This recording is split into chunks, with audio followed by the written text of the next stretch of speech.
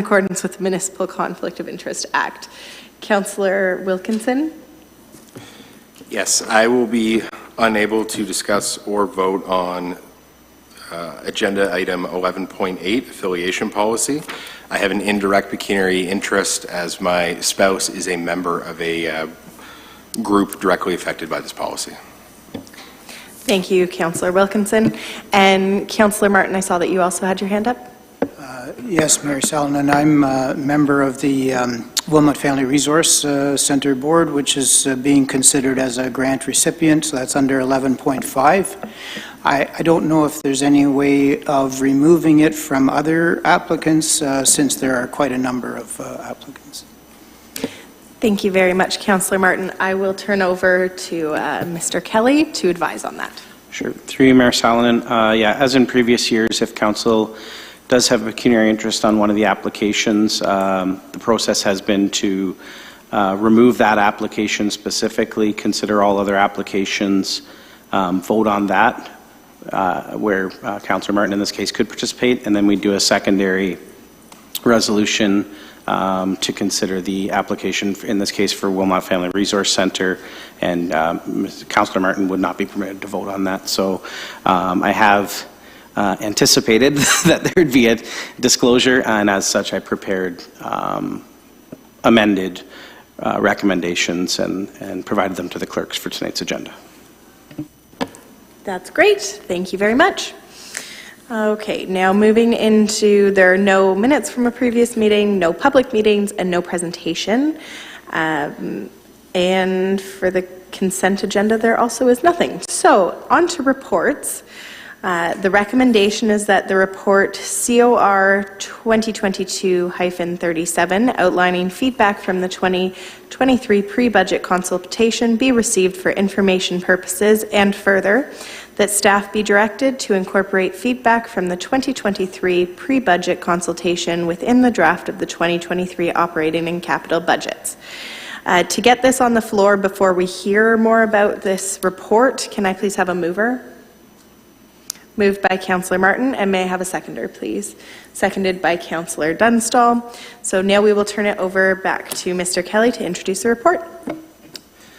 Thank you, Chair Salonen, and I guess if I may, before outlining this report, I just wanted to provide a brief introduction to tonight's meeting. So good evening, committee members and the Wilmot community.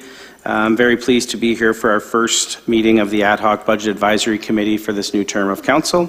I'm also equally pleased to be able to hold this meeting in a hybrid format where we can both be in person or virtually attending, so thanks to our IT services team for making that possible. I wish I could sit here today and tell you that this budget process will be an easy journey, but we all know that this year it will not be. Today's meeting, though, is about setting targets for the 2023 municipal budget. These targets will help our staff team to build a balanced budget that meets the needs and service level expectations of the Wilmot community.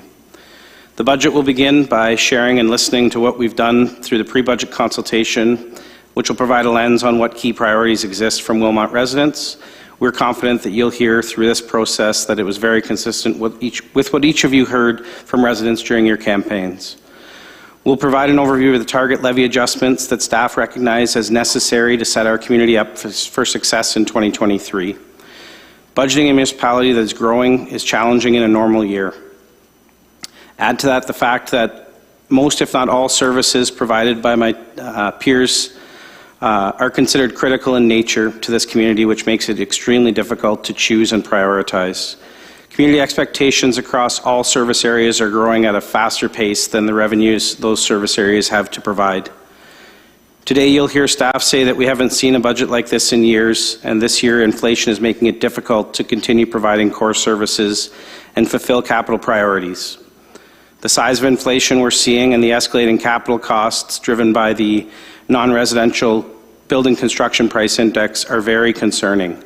Having said that, fiscal pressures are nothing new to this township or this staff team. We have a great track record of meeting or coming in below the targets approved in this initial council meeting.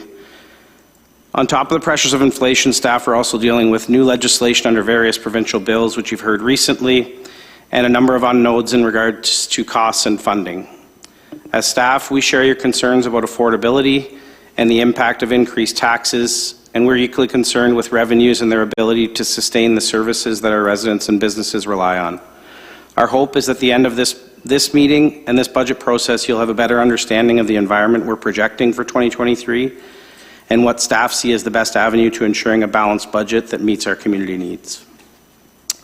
So with that introduction, I'll note for the pre-budget consultation, we once again engaged the public through an online survey. Presentation was put online.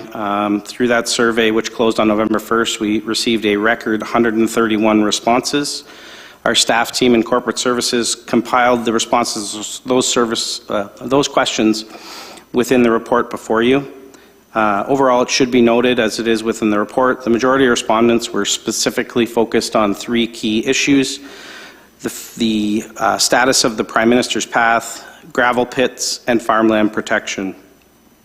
2 other key considerations are that 78% of the survey respondents supported the need for a dedicated infrastructure levy, and the majority of respondents supported modest or above that inflationary levy increases. The feedback from this outreach is consistent with staff's recommended approach to increase the tax levy by an inflationary adjustment and continue our dedicated infrastructure levy, which will be outlined in subsequent reports. This report is supplied for information purposes only and shows that this staff team are working to engage with the public in our annual budget process. For those interested, the pre-budget consultation is still available on the YouTube page if you haven't heard enough from me tonight. And at this point, I'd be open to any questions of the committee. Thank you very much, Mr. Kelly. Are there any questions coming from the committee regarding this report? I see Councillor Wilkinson nodding. Whenever you're ready, Councillor Wilkinson. Through you, Mayor Salonen, I'm just curious how much weight is actually put on this report when it's actually only representative of approximately 0.6% of our population as a whole. So through you, Mayor Salonen, or Chair Salonen, obviously staff are listening to each of the items that are raised within the survey responses. You're accurate that it is a very small sample size of the community, and as such, I wouldn't say has a heavy weight in the decision makings within this budget process on the whole. Having said that, it does show and shows this council and the community that we do have an open avenue for people to participate in the municipal budget process if they so wish to do so. We have it open for approximately a 2-month span. So again, through this council and previous councils, we would encourage you to speak to your constituents and tell them if they'd like their concerns included in the budget. There's an avenue to do that through this process. But yeah, overall, staff on this side listen to the feedback and incorporate it into our operational plans for the year, but the overall budget won't see a significant impact from it. Thank you very much. Follow-up question? Yeah, just through you, Mayor Salonen, another area I'd like to point out, and I don't know that this is necessarily something that we'll have to tackle today, but moving forward, one of the things I noted that approximately 5 respondents or 4% of the respondents were claiming to live out of town. I'm wondering if there's a way moving forward that we can incorporate in this process a way to ensure that each submission is unique, but also representative community members that actually live in Wilmot. Sure. Once again, through you, Chair Salonen, I think staff can take your feedback into how to improve this online survey. Also, with the pandemic and some of the restrictions now lifting, we hope to be able to have in-person pre-budget consultation as well, which would get over some of those issues. Thank you. Any additional questions from the committee? Nope. Okay. Without seeing any more questions, I would like to now call the vote. All of those in favor of the recommendation? Okay. Sorry. So we are, just to clarify as well, the process is slightly changed. So it's already on the floor, so I don't need a mover or seconder. We are actually voting right now. So any and all of those in favor? Okay. 1, 2. Okay. So all of those opposed? Okay, so the motion does not carry.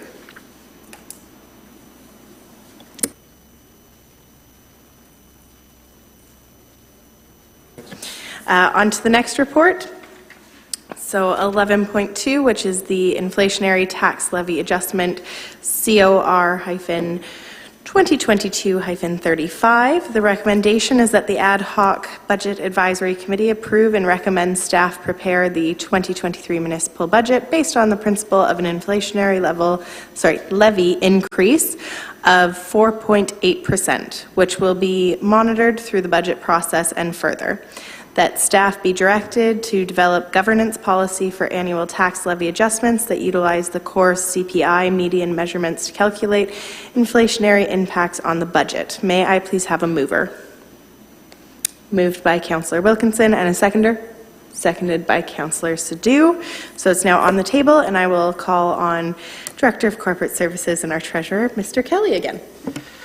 Thank you once again, Chair Salonen. So prior to the introduction of this report, I did want to update the committee that while staff were considering the establishment of a governance policy on our inflationary levy metric for this budget committee, we would ask that the committee consider removing this portion of the recommendation to allow staff further time to discuss amongst our corporate leadership team.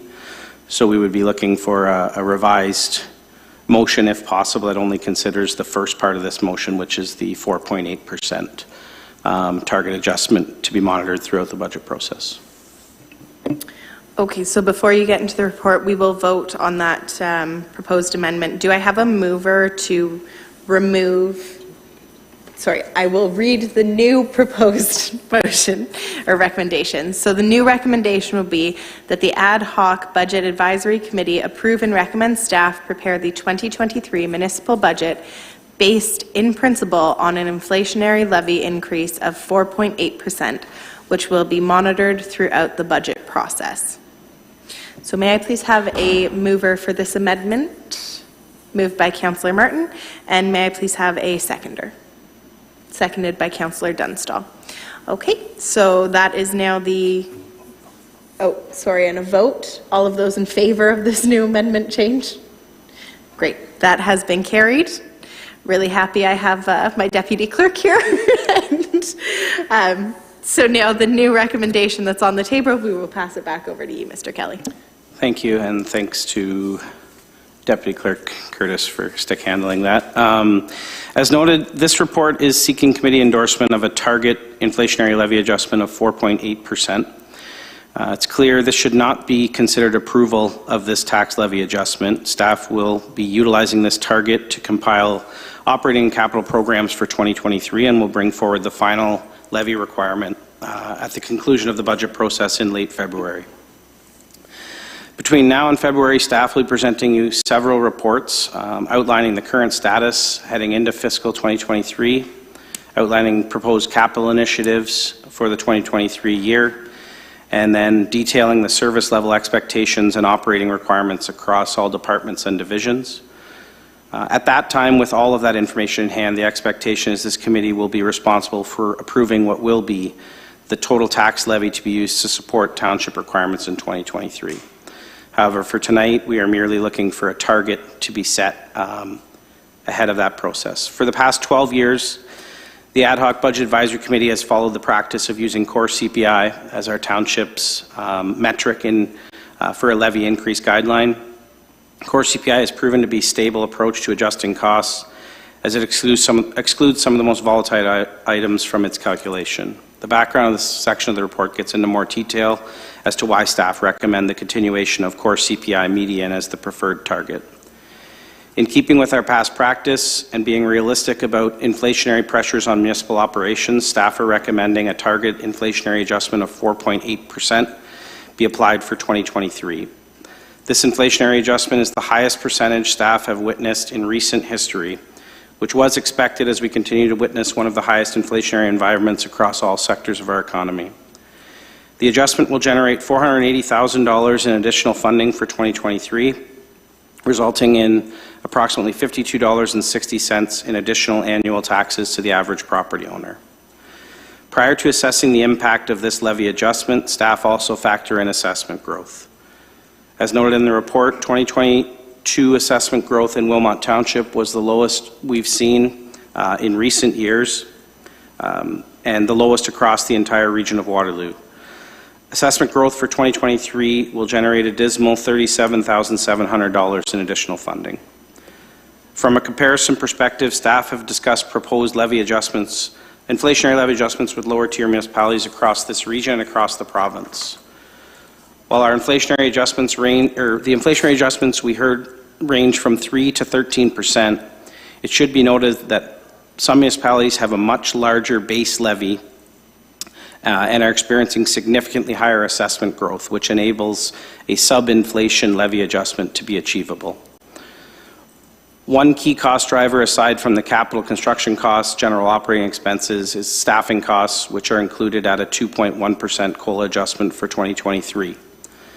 A significant impact for 2023 will be the continued clawback of provincial funding, notably through the Ontario Municipal Partnership Fund, OMPF. 15% decrease in this funding will result in $90,800 less for Wilmot services in 2023. As staff, we continue to advocate on behalf of all 4 rural municipalities within the region to review and update the funding methodology used to recognize the inherent fiscal challenges of municipalities with significant farmland assessment. As staff, we share your concerns about affordability and are equally concerned with the revenues that we have in place to sustain operations. On top of the pressures of inflation, we're working to get a better understanding of new provincial legislation on operating costs and external funding. This 2023 inflationary adjustment does not take into account any potential impacts of Bill 23, as provincial correspondence has noted a desire to reach revenue neutrality. Staff are of the opinion that 4.8% is a reasonable inflationary target at this time, given the cost increases experienced across all service areas, and are seeking your support as committee to use this target as our guideline in preparing our 2023 budget. With that, I'll open it up to any questions of the committee. Thank you very much, Mr. Kelly. Are there any questions of the committee? Councillor Cressman. Yes. What's your plus or minus on a target in previous years?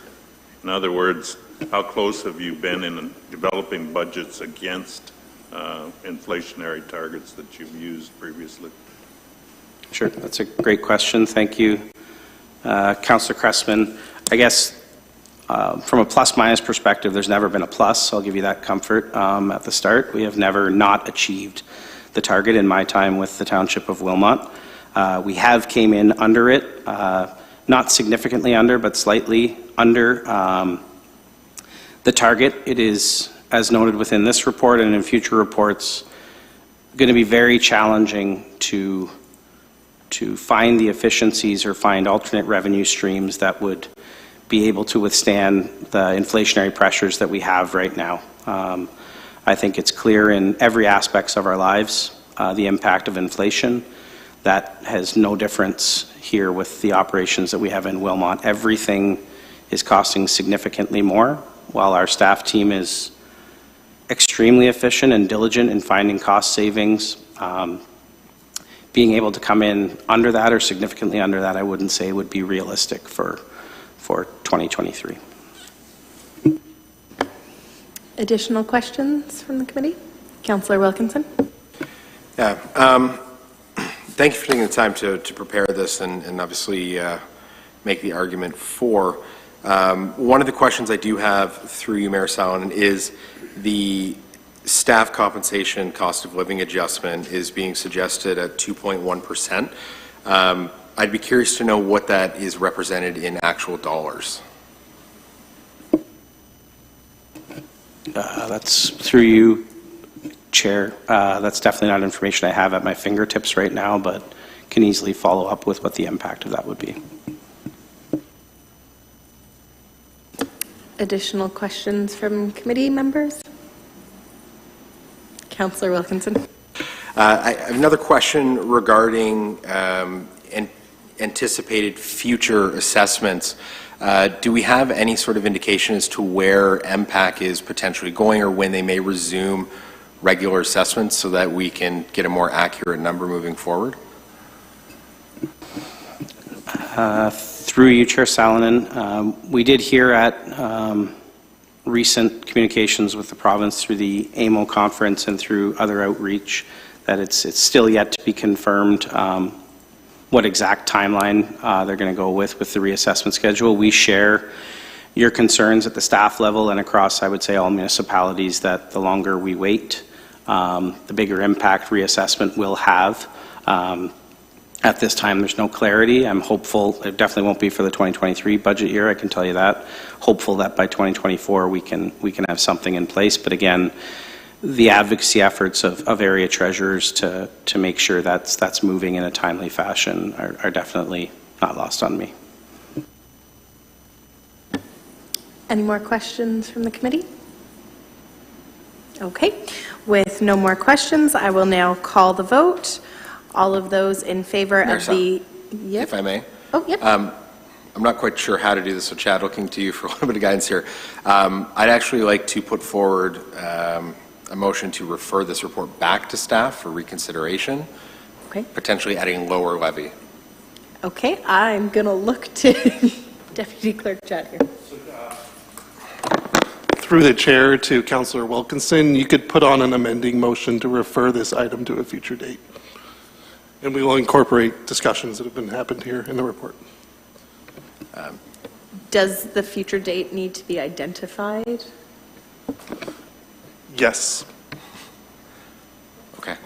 Then I would like to make an amendment, or move to make an amendment to refer this report back to staff and review it again at the next meeting of the Ad Hoc Budget Advisory, ideally with a lower target levy.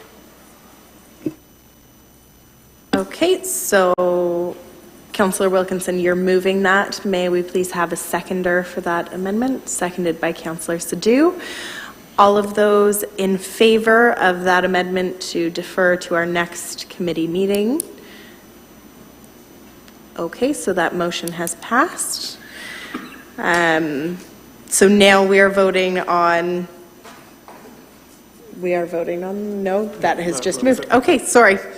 Some clarification over here. So that amendment has been moved and it's been deferred to our next ad hoc committee meeting.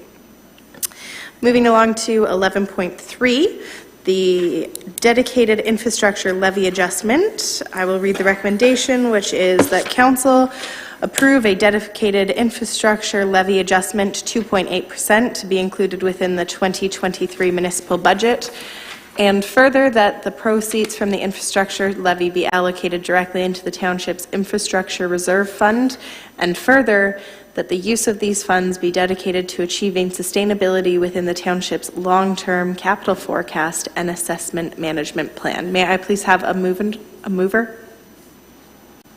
Moved by Councillor Sadhu, and a seconder? Seconded by Councillor Cressman. So now we will go back to Mr. Kelly to introduce this report. Thank you, Chair Salonen. As referenced in previous council reporting throughout the year, Wilmot Township is recognized as a leader in asset management planning amongst our peers in the rural municipal space. The establishment of a dedicated role for the asset management coordinator has helped us to mature in our asset management planning capacity and meet the legislative requirements under OREG 588-17. Through detailed analysis and projections, staff have completed and obtained council approval of Wilmot's asset management plan for core infrastructure assets. This plan helps to support an evidence-based decision-making model and ensure staff are obtaining sufficient information to support infrastructure spending recommendations. Through the financing strategy portion of our asset management plan, it has been recommended that the infrastructure levy be updated to 2.80% to ensure sufficient funding is in place to fund replacements of critical infrastructure. This adjustment would result in approximately $30.68 in additional property taxes to the average property owner. It's worth noting that Wilmot owns and operates $238 million of infrastructure that's used to provide critical services to the community, while tax-funded infrastructure reserves currently sit at less than $1 million. This 2.8% infrastructure levy adjustment will increase total transfers to infrastructure reserves to $800,000 annually. When first introduced in 2020, the allocation was just under $200,000. The deployment of a dedicated infrastructure levy has helped many municipalities become more self-sufficient in funding our long-term infrastructure needs and less reliant upon unpredictable and unstable senior government programs. As noted earlier, the majority of our pre-budget consultation survey respondents were supportive of the continuation of this levy, and staff are seeking support from this committee to prepare our 2023 municipal budget in principle with a 2.8% infrastructure levy adjustment. We're here to respond to any questions or inquiries of the committee. Thank you very much, Mr. Kelly. And questions from the committee? Councillor Dunstall. Thank you. Thank you through you, Mayor. How did you come up with a 2.8? Through you, Chair Salonen, to Councillor Dunstall, there's a significant amount of analysis and calculations that went into our asset management plan over a 3-year term. What we look at is the estimated future replacement costs for all of our owned infrastructure. We look at what we currently have sitting within infrastructure reserve funds, and what we currently are able to access through senior government programs that are secured, I guess is the best way to say it, or known, that being what used to be the federal gas tax and also Ontario Community Infrastructure Fund. So we look at our capacity currently and our replacement requirements based on owned asset information. We go extrapolate that out into the future, see how much we will have, assuming regular levy increases that are tied to inflation, and over and above that, what we would need to have sufficient funding in place to replace our infrastructure. All of that goes into giant Excel sheets and modeling with third-party consultants reviewing to arrive at 2.8. That 2.8% was approved by the previous council as a way to smooth the impact on the tax base by spreading it over 20 years rather than what we would need right now to become fully self-sufficient. So I can say that it is backed up by a significant amount of data within the asset management plan, which council does have access to, or if you need it, we can provide it. Any additional questions, councillors? Anybody wanting to make changes or amendments? Okay, great. So with that, I will now call a vote. All of those in favor? Okay, that has passed. Great. So that motion carries, and now on to 11.4, the 2023 fees and charges and 2023 water sanitary rates. The recommendation is that the Ad Hoc Budget Advisory Committee recommends to the Council that the fees and charges report dated December 12, 2022 be adopted, and further, that the water and sanitary rates bylaw and fees and charges bylaws be updated accordingly. May I please have a mover? Thank you. Moved by Councillor Martin, and may I have a seconder to get this on the floor? Seconded by Councillor Sadhu. Okay, now I will call on our Manager of Finance and Deputy Treasurer, Ashton, to introduce the report, please. Thank you, Chair Salonen. This report outlines the proposed fees and charges changes to the Township's general fees and charges bylaw and the Township's water and sanitary rates bylaw. So as outlined in the report, the Ministry of Municipal Affairs and Housing strongly encourages utilizing alternative revenue streams outside of the general levy to recover costs of public services. Fees and charges are critical to the Township's operations, with it representing approximately 16% or $2.3 million of the overall tax-supported operating revenues in the 2022 budget process. Additionally, as outlined by Director Kelly's comments earlier in regards to the Township's continued reduction to OMPF, they continue to place a burden on the Township's general tax base and our ability to sustain operations. In order to support offsetting these losses, updates to the Township's fees and charges bylaw are important to consider. The Township has a historical practice to update a number of fees and charges in line with the Township's inflationary adjustment, or COLA. As noted in the second report tonight, the proposed rate was 4.8%. Following this practice, it supports incremental cost recovery on the goods and services the Township provides. Attached to the report are the two appendices for the various schedules with current and proposed rates with accompanying comments. Where rates are proposed to be increased by COLA, they are noted accordingly. Outside of COLA, community services this year undertook a comprehensive rate review. Results identified that the majority of fees were in line of area comparators. Where there were significant deviations, adjustments were made with the proposed phase-in periods to bring it to market rate. Additionally, with the proposed affiliation policy being brought forward tonight, several fees are proposed to be reflective of those outlined in the affiliation policy. A second key component of this report is the Township's proposed changes to its water and sanitary rates. As referenced in the report, there are two main components of the Township's water bill: volumetric charges and fixed charges. The Township's volumetric rate is designed to recover day-to-day operating costs to supply water services to residents. Costs recovered under the volumetric rate include Region of Waterloo wholesale rates, staffing costs, operating and maintenance costs on vehicles and equipment, as an example. Taking these pressures into consideration, for those with both water and sanitary services, the proposed combined volumetric rate increase to the average bill of 31 cubic meters is $4.64, or 2.42%. Of this rate increase, approximately $3 of the $4.64 is a result of the Region of Waterloo's proposed wholesale rate change in 2023, with the remaining towards Township operations. The Township's fixed rate is designed to provide a stable funding source regardless of usage of water by residents for future capital needs. With the recent approval of the Township's asset management plan, as referenced earlier in the previous report, actions included rate changes over 10 years to achieve the outlined funding targets. These have been taken into consideration with the proposed changes to both the water and sanitary annual service charges. Taking these into consideration, those with both water and sanitary services can expect an average bi-monthly bill impact of $4.17, or 2.17%. As it has been recommended to deploy an equal-based phased approach, it is anticipated that similar service adjustments, dollar-wise, will be proposed in future years to achieve funding targets outlined within the Township's asset management plan.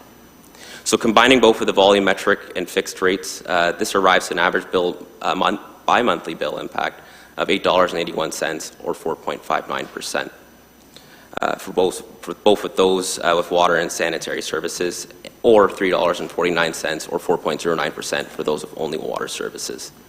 Appendix A and B are both outlined the proposed changes with accompanying comments. Unlike preceding reports, upon approval of this report, bylaw has been prepared for tonight's special council meeting to reflect those proposed changes effective January of next year. Staff are here to answer any questions. Thank you. Thank you very much, Mr. Romney. Are there any questions from committee? Councillor Dunstall. Yep, through you, Mayor Salonen.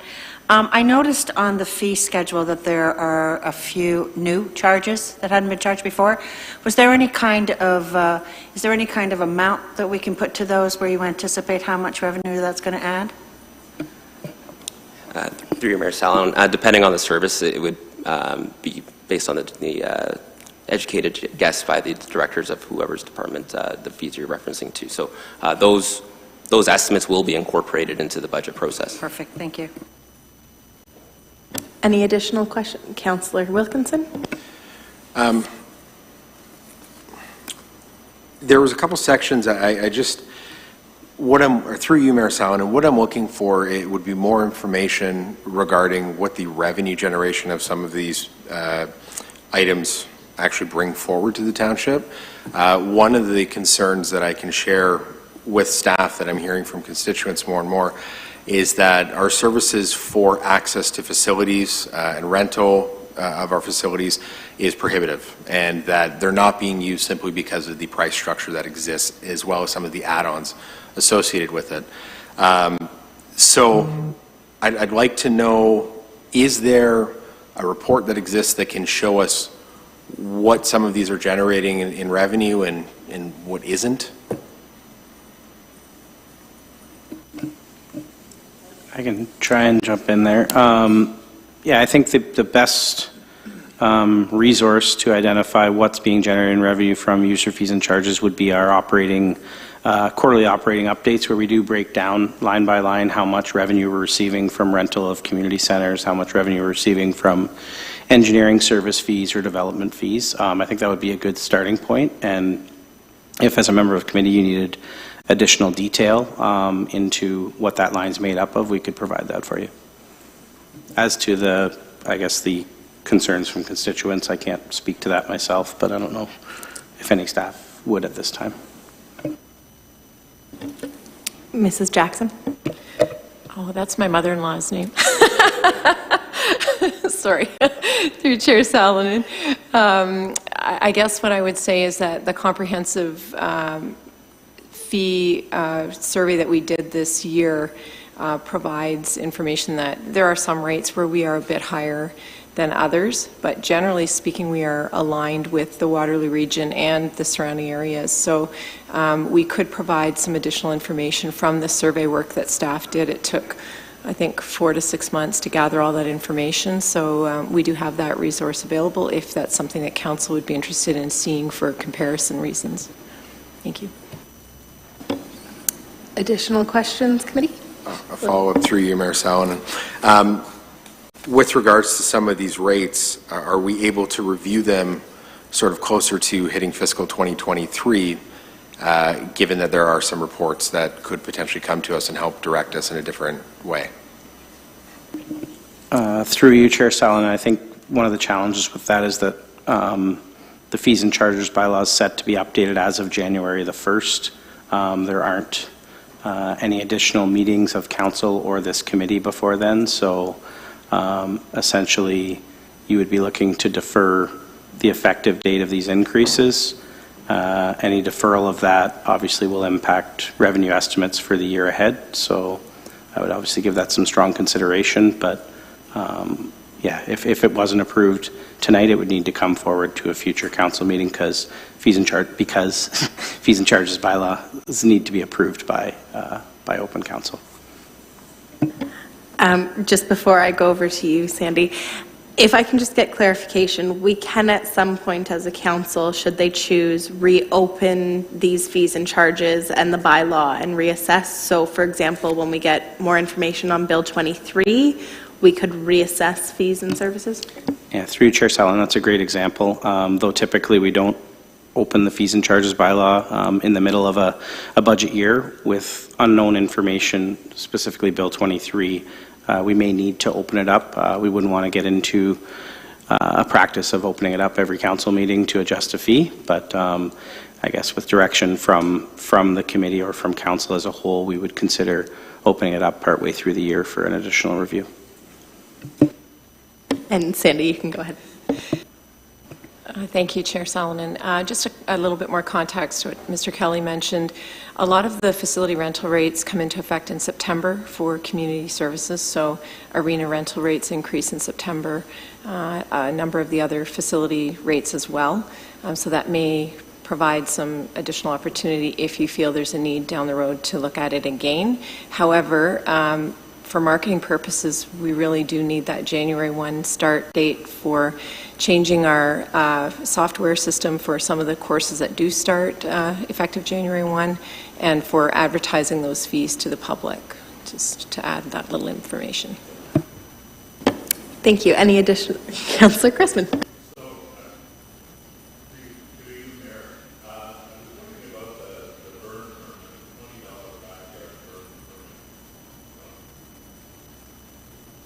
Apologize for that. I usually have an outside voice.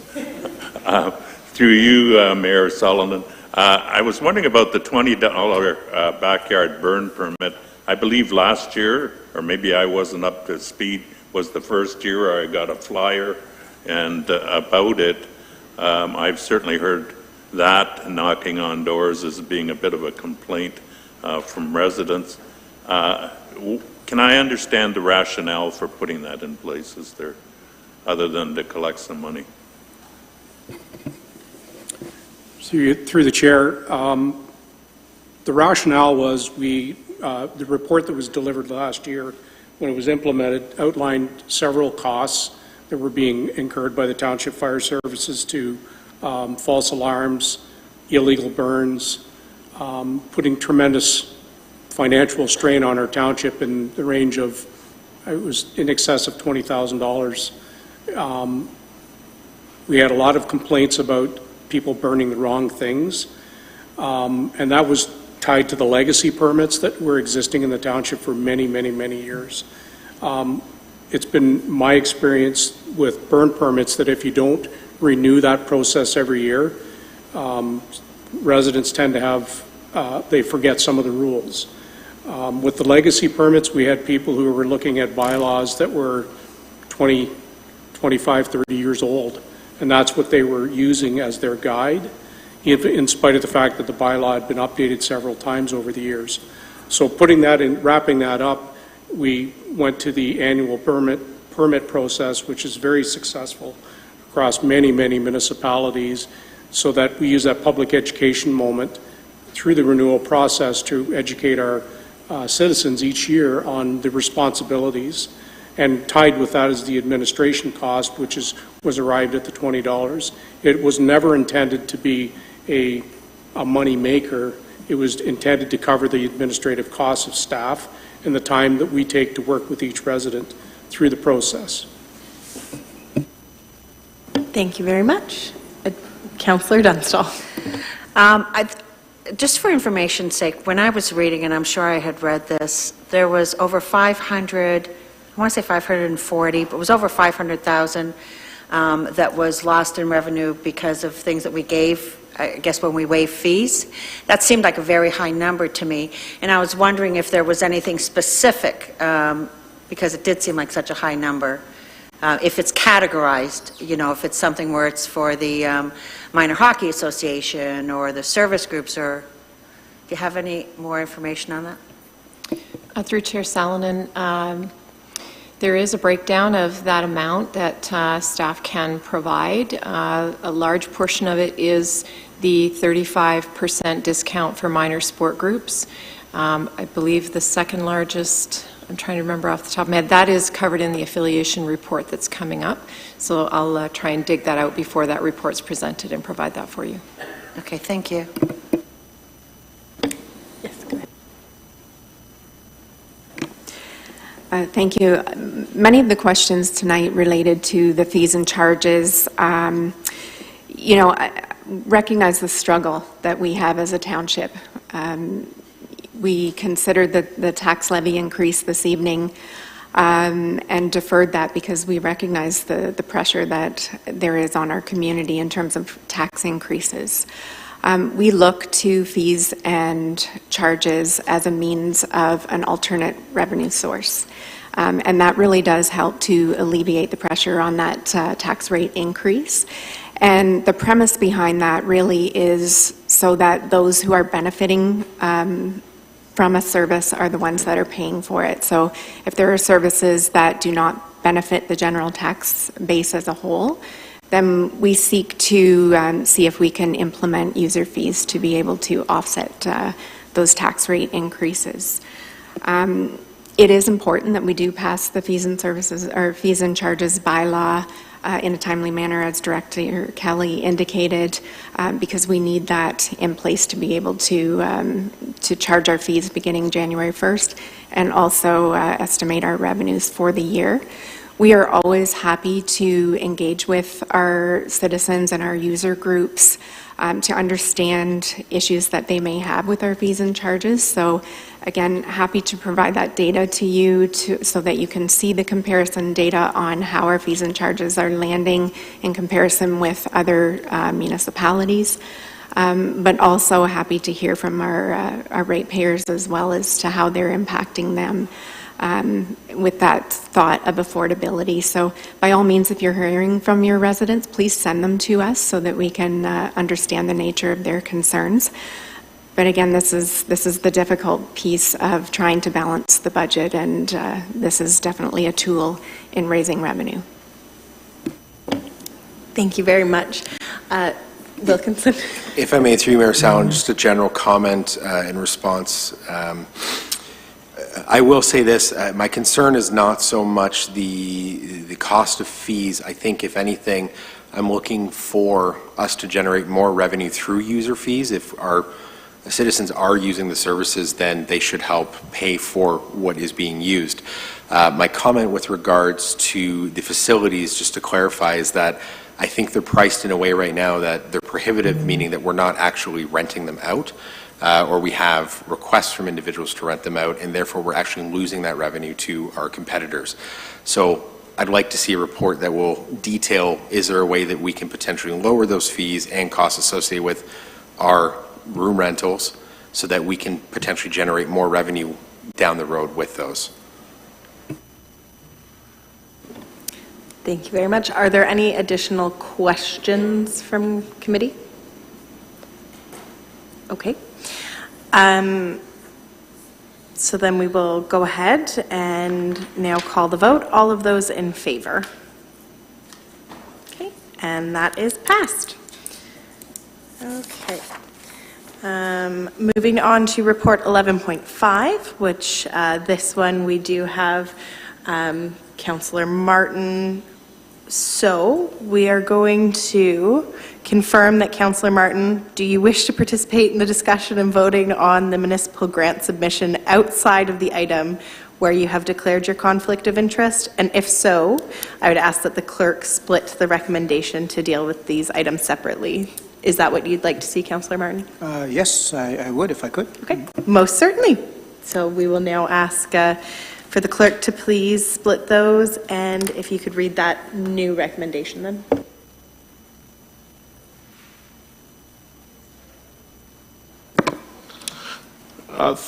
Through the chair to the committee, the recommendation that the Ad hoc Budget Advisory Committee approve the municipal grant program as per Appendix A, excluding allocations to the Wilmot Family Resource Center as determined by the committee, and further that $32,310 in municipal grants be incorporated within the 2023 draft operating budget.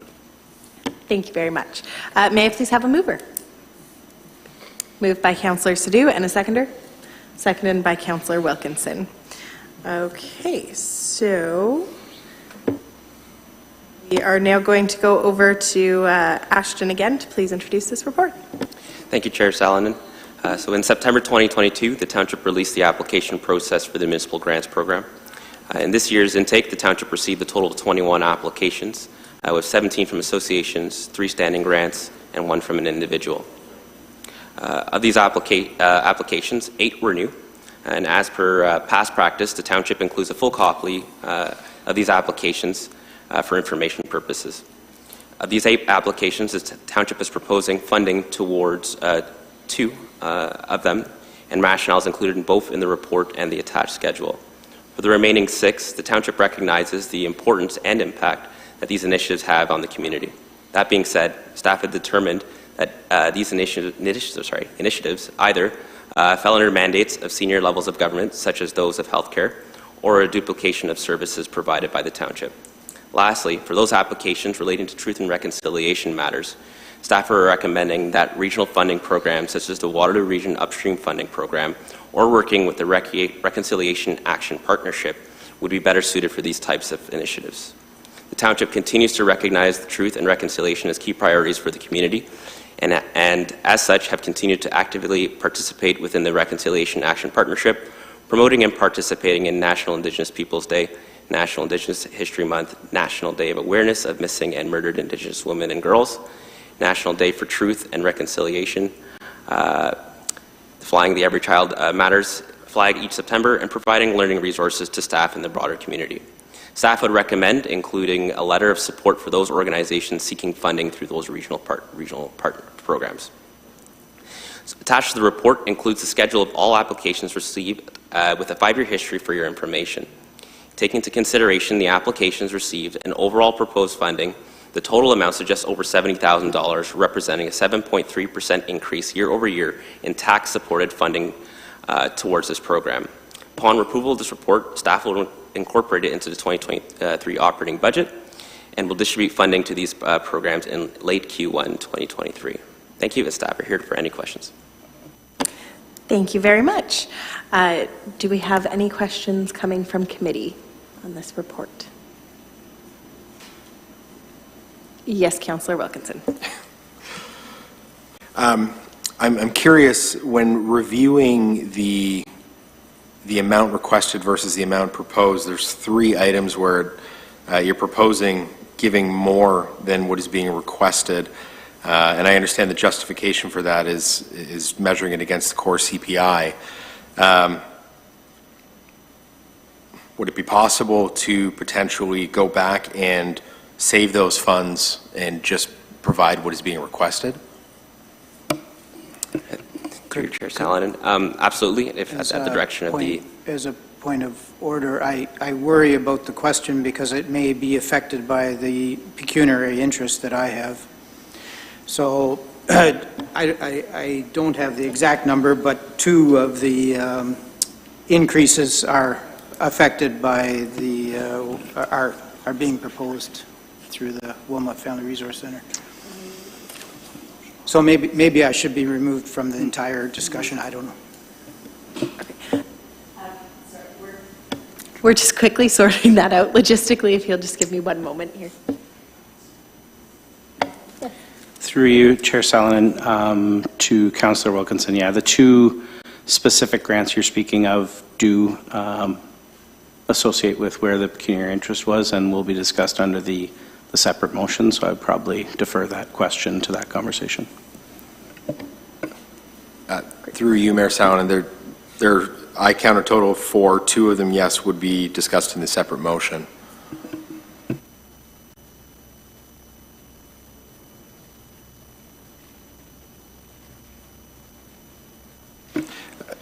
Through you, Mayor Salonen, we're talking line item number 1, Wilmot Horticultural Society, and line item number 10, Wilmot, or the New Hamburg Firebirds.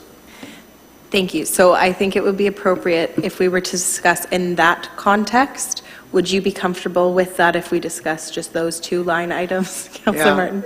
Except I just realized I'm the safety officer for the Firebirds.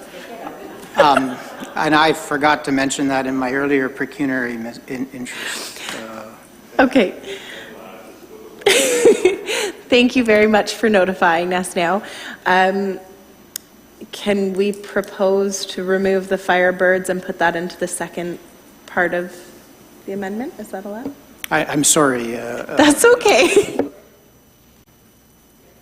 Okay, so if everybody is comfortable with, I'm going to propose that we also move the Firebirds in with the Wilmot Family Resource Center to vote on a separate recommendation. And can we take a 5-minute recess just so that we can sort this all out? So all of those in favor? Okay, great. We'll be back in a moment.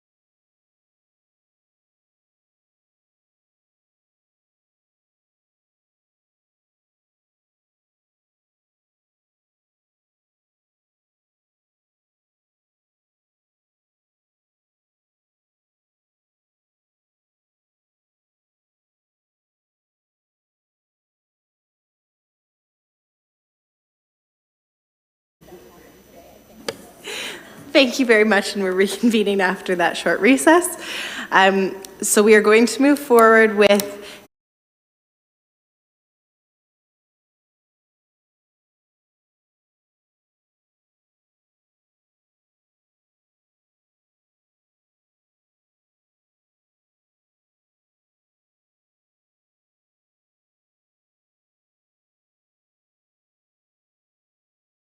were provided through there, but specific to the municipal grants program, we have not traditionally had individuals apply. I would say, to add on to that a bit, the initiative that was brought forward, whether it was by an individual or a group, staff saw as an initiative that needs to be happening within the Township of Wilmot, or makes sense to have in the Township of Wilmot, and if it can be run by a third party efficiently, we would see supporting it as seed funding for the first year, and then determine where to go from that.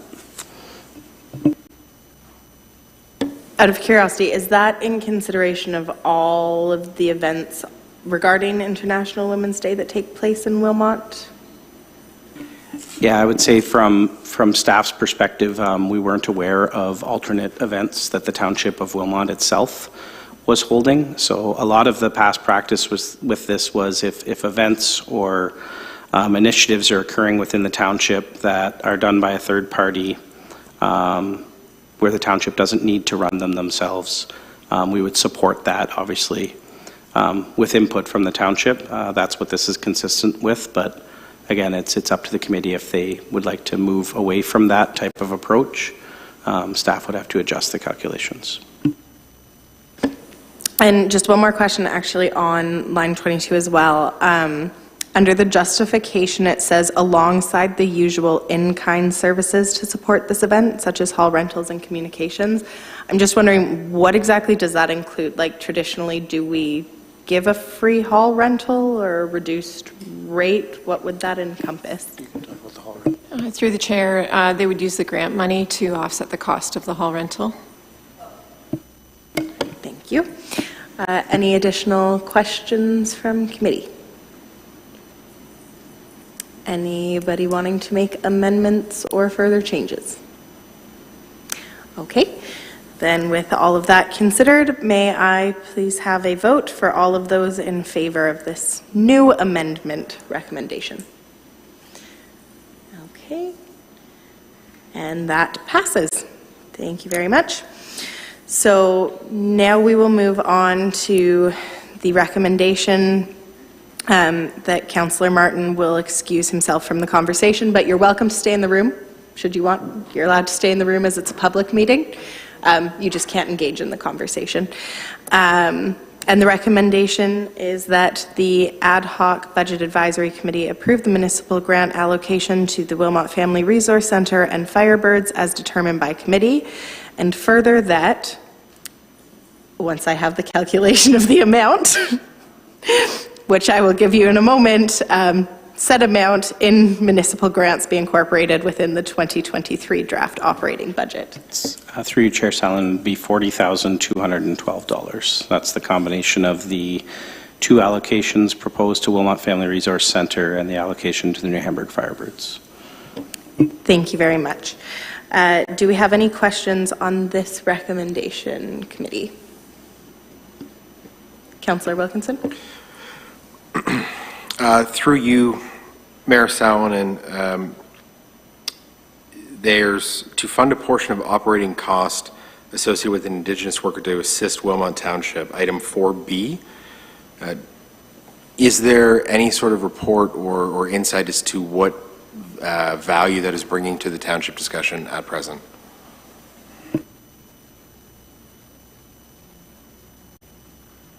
Sure. Yeah.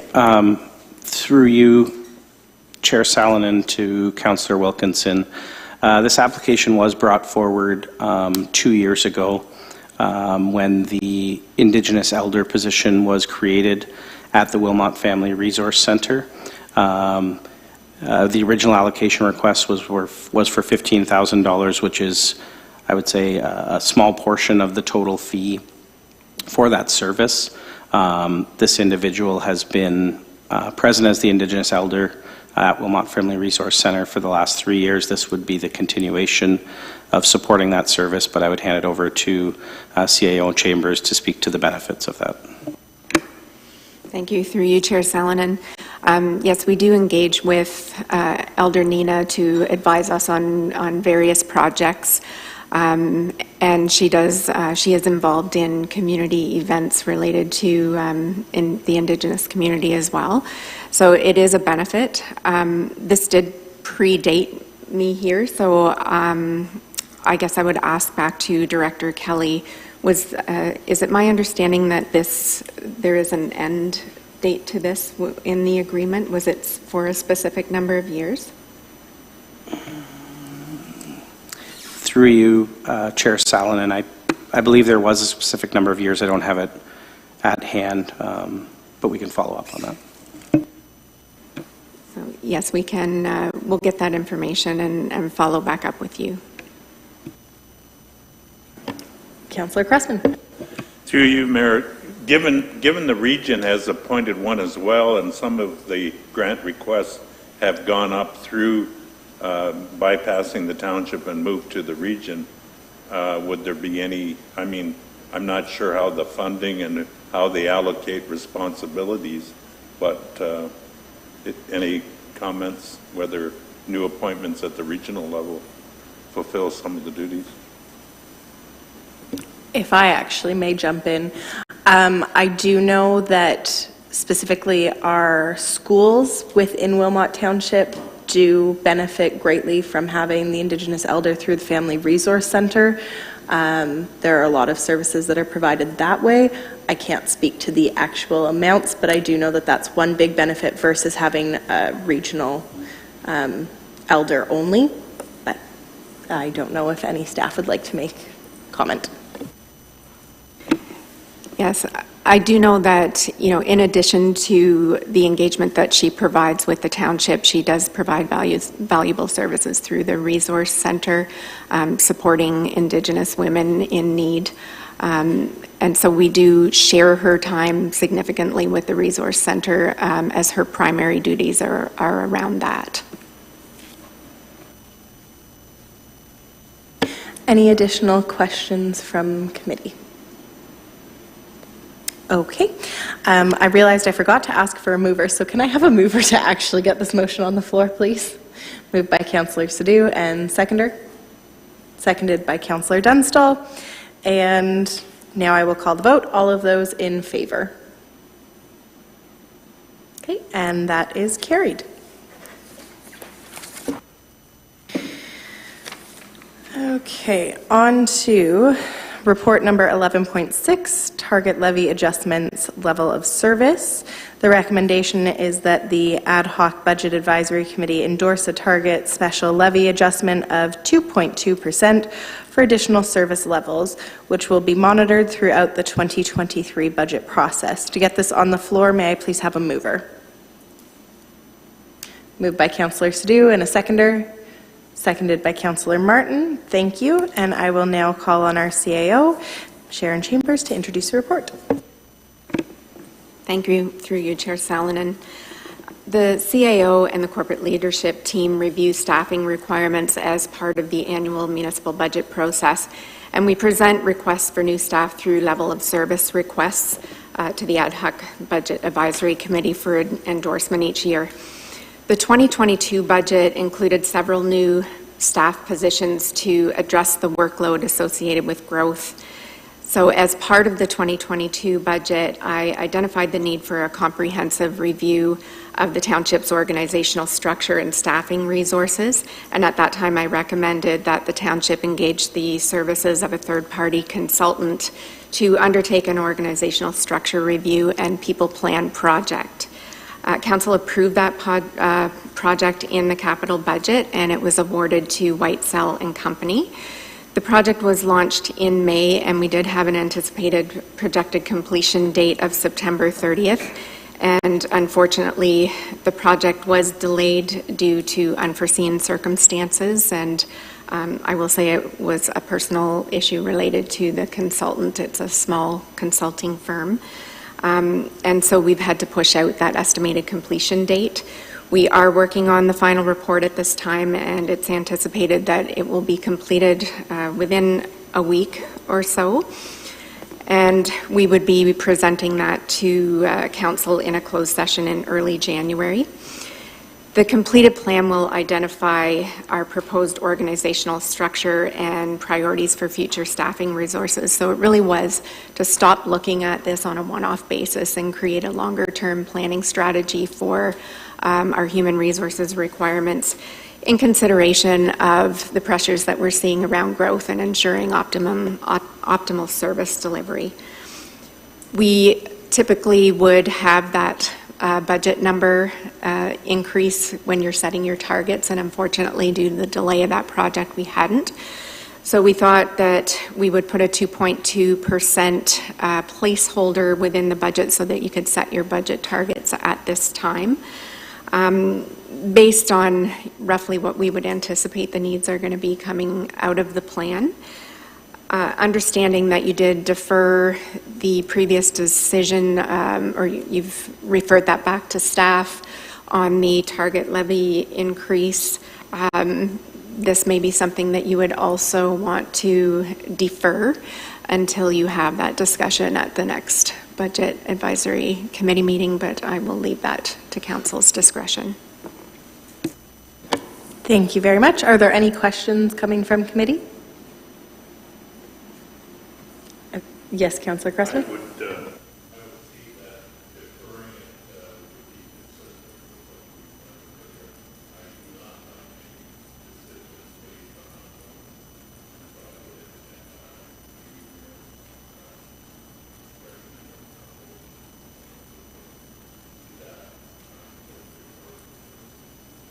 Okay, thank you. So that is moved by Councillor Cressman, seconded by Councillor Dunstall. All of those in favor of deferring this decision? Okay, and that carries.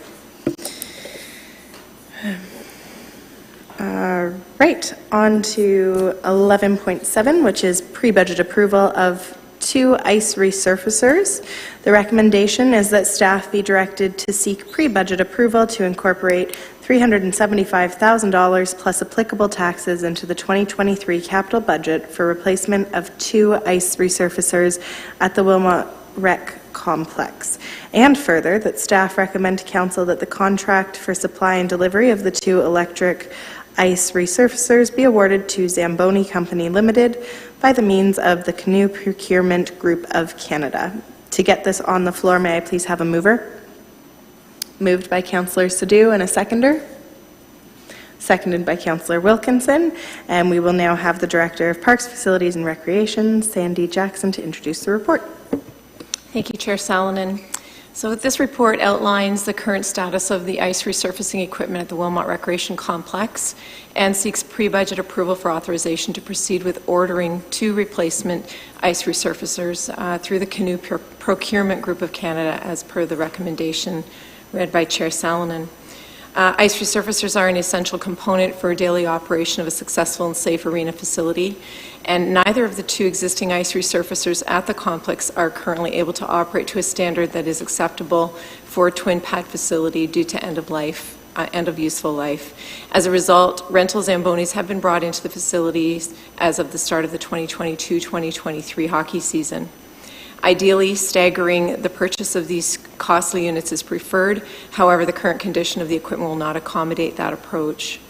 The purchase of these 2 ice resurfacers is in accordance with the provisions in provisions 58 and 59 of the procurement bylaw, and staff is seeking council support to purchase them through the co-op purchasing company, Canoe Procurement Company. Using this process, cost savings will be realized and orders can be expedited without going through the RFT process. The cost for 2 electric ice resurfacers under the procurement program is $381,600 net of HST rebate. And due to the delivery schedule shared in the report, which is approximately 400 days from time of order, we are requesting this urgent order to get us in line for as quickly as possible. And the purchase would be incorporated within the 2023 and 2024 capital budgets, and the funding derived from those levies each year. Mr. Dubrick, Manager of Parks and Facilities, and myself are here to answer any questions council may have. Thank you. Thank you very much. Question, Councillor Sadhu? Just to speak on the type of Zamboni, I see that you guys have sourced the electric ones. What would be the cost of the propane option? So what we heard through Zamboni, currently propane model is 130. So it'd be a savings of about 55,000 per unit. Okay. Councillor Cressman?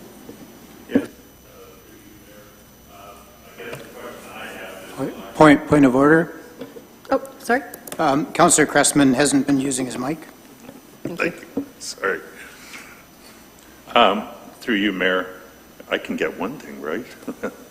I would ask the question related to this lifespan of the batteries in an electric Zamboni. I know that's been an issue in some of the first-generation cars on the road, and they're usually very expensive to replace. So in terms of the end-of-life projection for an electric one versus a propane one, I think it would be, is there any difference, or what's your, what's the proposal there?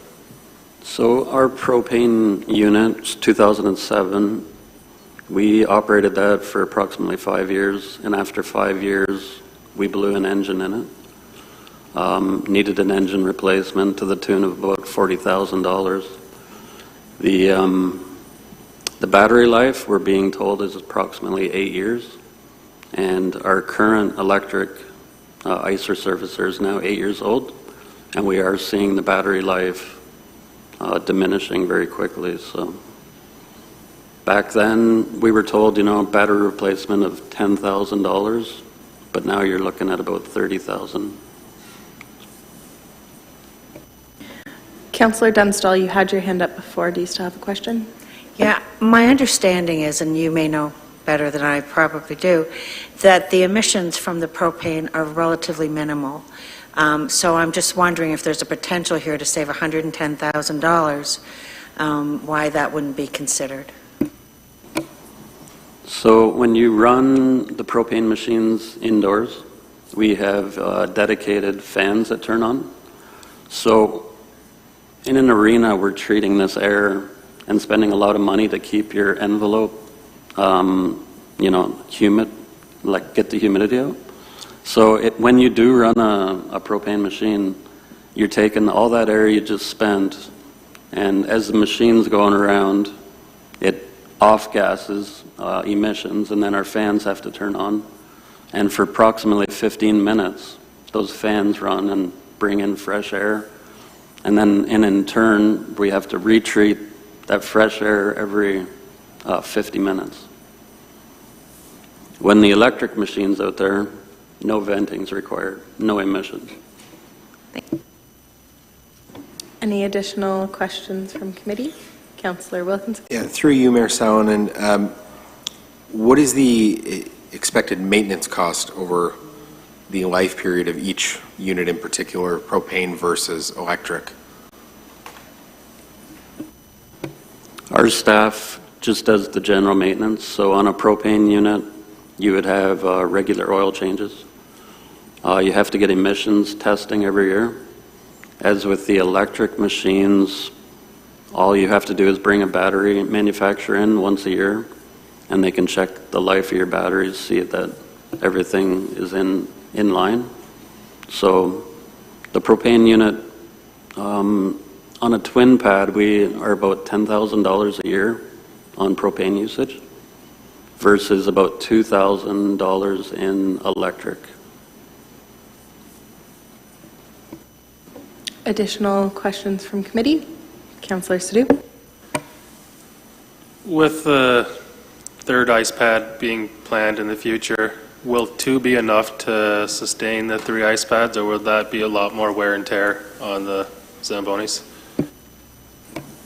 So what we'd be looking to do is have the 2 fully operational units, but then the township should have a backup, even if it was the propane Zamboni that we just got repaired, and keep it somewhere off-site that in case of an emergency we could deploy this unit.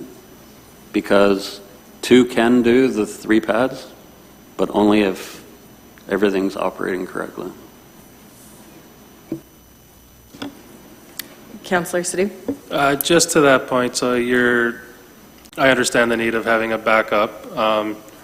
In order to rent one, what kind of timeline are we looking at? Like if one of them goes down, is it like a long turnaround time or is it within a little while? So through you, Mayor, we just had a breakdown a couple months ago, and Zamboni was gracious enough to have us a machine in approximately 2 days. So it was a very quick turnaround. Councillor Wilkinson, I saw you'd started to ask a question. Yeah. I'm curious what exactly, or through you, Mayor Salonen, I'm curious what exactly has gone wrong with the 2014 unit that we own. If it's just a matter of the battery needing replacement, are all other parts functional, and is it salvageable at this point? Through you, Mayor, we are waiting for a breakdown of all the equipment that's needing to be replaced. But what we've been told, it could be in the $80,000 to $100,000 by the time you do your batteries and all the mechanical equipment that's end of life. So to spend that kind of money on a machine that's 8 years old, we're just reaching out for this. Councillor Dunstall? Through you, Mayor Salonen. Is there some kind of program where when we do get the new machines that we can sell off parts or something like that to recoup any kind of money, or is that just me making stuff up? Well, myself and the director have been talking about these machines should be turned over maybe every 5 years, so that when you have a machine, you've got 5 years use in it. When you trade it in, you're still going to have very good value. And maybe an arena that can't afford a brand new machine, Zamboni is going to be able to flip it, and then we will be able to get on a program that we can flip our machines before any major malfunctions. Councillor Stu? Last question, just to that point there, I know with cars we can lease, is there any program with Zamboni or Olympia where you can do, like, lock into a lease for a 4 or 5 year term? Unfortunately, at this time, it doesn't exist. I think it will be coming, but not at this time. And I have a question. So I recognize that this is through the canoe procurement group.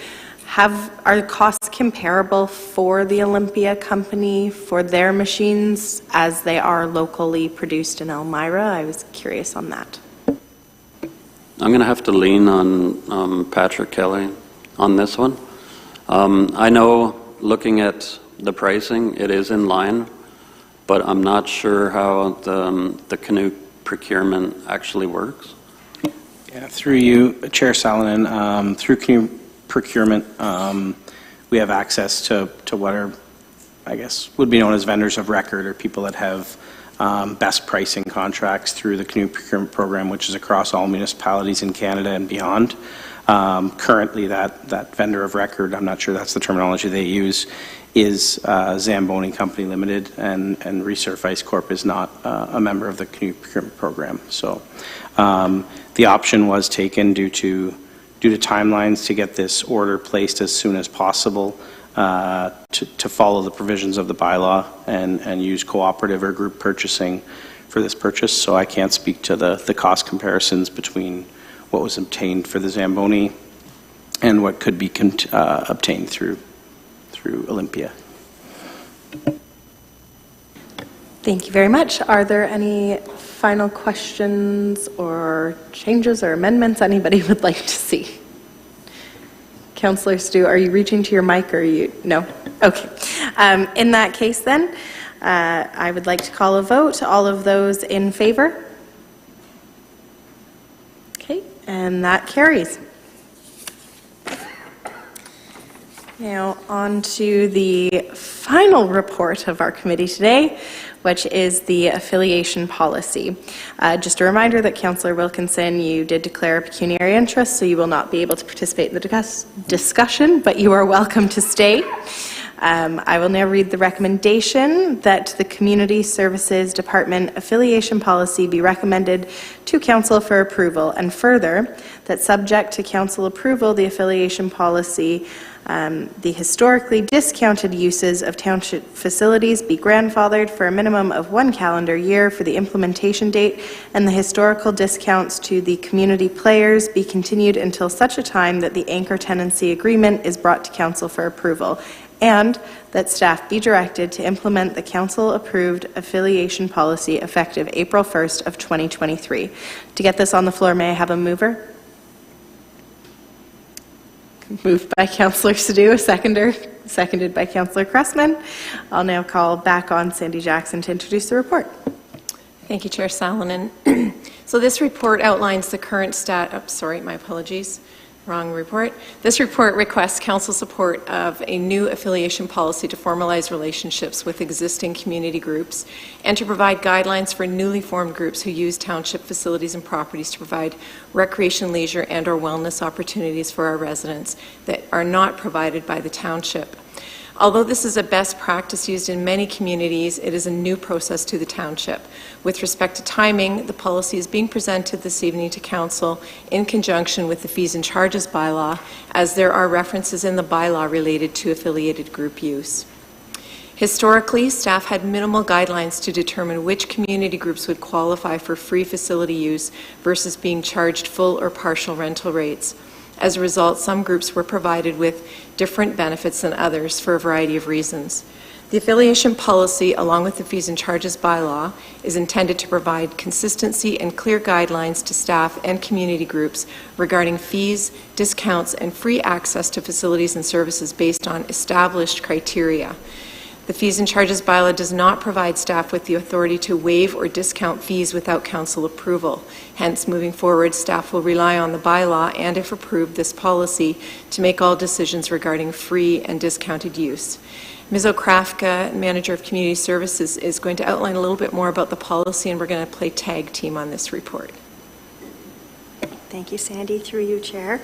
The policy includes 4 categories of affiliated groups: service clubs, such as Optimist or Alliance clubs, thank you, community groups, such as Scouts or Wilmot Horticultural Society, community service organizations, such as Wilmot Family Resource Center or Community or Concepts, and minor sport organizations, such as the Aces Swim Team or Wilmot Wolverine Girls Hockey.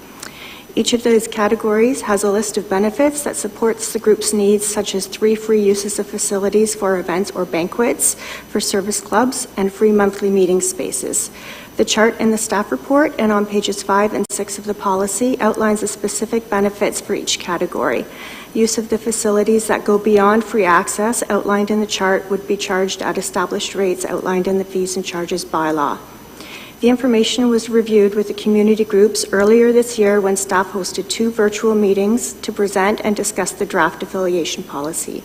All groups within the categories noted above who had traditionally requested use of space through the Community Services Department were invited to attend one of the meetings, and most groups were represented at one or the other session. In addition, a 4-week question and answer period was held to ensure groups had time to thoroughly review the draft policy and ask questions. Staff are recommending that historical subsidy levels and free use of space be grandfathered for a minimum of 1 year to allow sufficient time to analyze the impact of fully implementing the policy in consultation with affiliated groups. A subsequent report would be brought back to Council in 2024 with the findings and recommendations on how to proceed with implementation after the grandfathering period. In summary, the Township relies on these community groups to provide recreation, leisure, and wellness programs and services that we do not have the resources to provide. However, we need a fair and equitable process for staff to follow that is supported by Council. As outlined in the staff report in 2019, which was our last full year of facility use before the pandemic, over $500,000 in free and discounted uses were provided to community groups.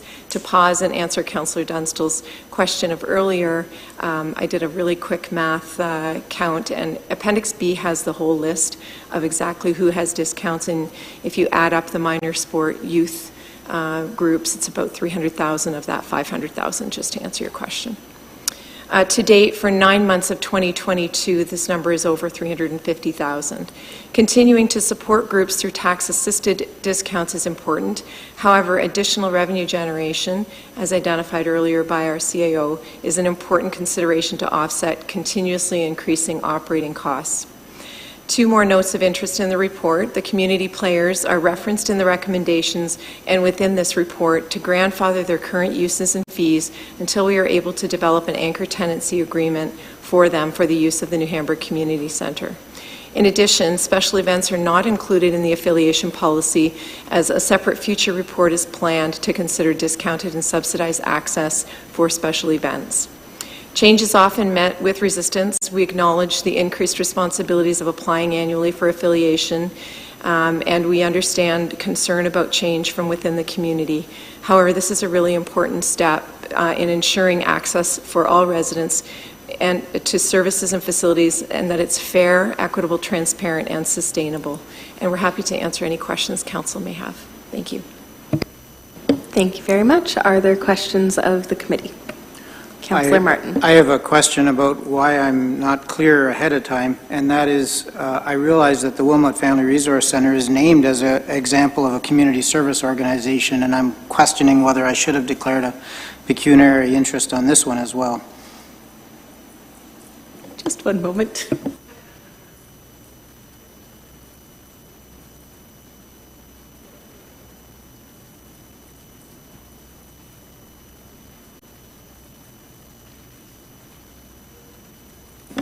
So in line with the Municipal Act that outlines a pecuniary interest, it is up to the councillor's decision. I know that's leaving some question marks, but I will leave that up to you should you choose to declare a conflict or continue with the conversation. Yeah, I guess I'm just thinking if we're starting to name the organizations ahead of time, I looked at this in a general way, but now as we're starting to name some of the organizations and thinking about who's going to get free service, I shouldn't be a part of that vote, I think.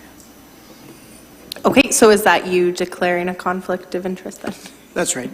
Okay, thank you very much, Councillor I Martin. apologize again to the group. No worries. We're all learning. So with that in mind, then we will continue on the conversation, excluding Councillor Martin and Councillor Dunstall.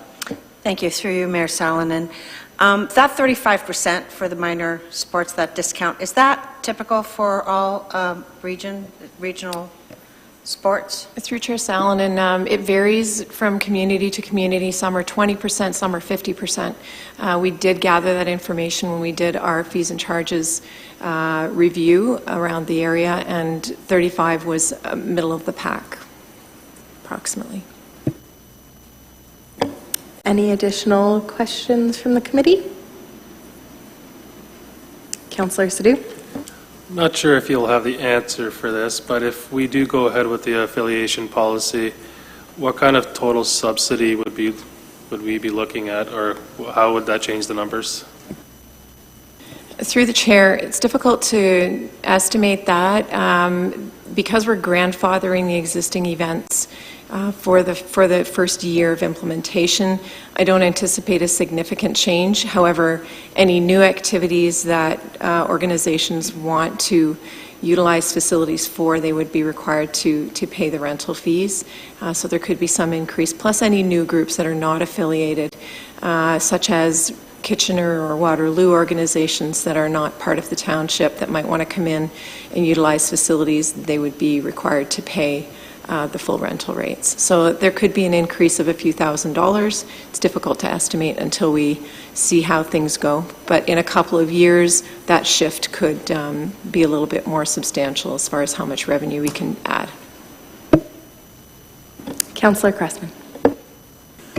Through you, Mayor, just wondering if they determine that they've been grandfathered for free use, let's say Tuesday night, and they want to use it for a slightly different use, is that qualify, or did they lose their exemption by changing the use? Through the chair, the policy identifies the activity, not the day of the week. So if it's a different activity, it's the activity that would be grandfathered, not the day of the week, if that helps clarify. Any, Councillor Wilkinson? Nope, okay. Oh, of course. Okay, yes, Councillor Stu.